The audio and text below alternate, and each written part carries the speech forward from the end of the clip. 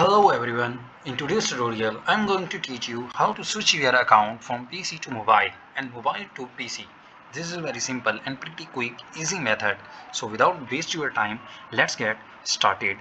First, top right corner, go to setting and log out your account, and then you see I log out my account.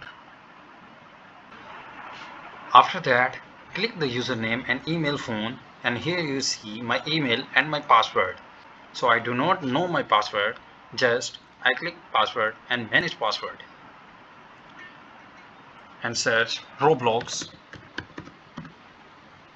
and here you see my Roblox is here. I click the Roblox and see my password. Then I go back to my Android phone, and here you see open the Roblox app and click the login.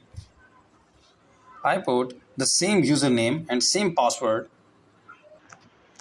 and then click the continue. After a few seconds, the Roblox was logged in. I hope this video is helpful to you, and please subscribe my channel and like my video.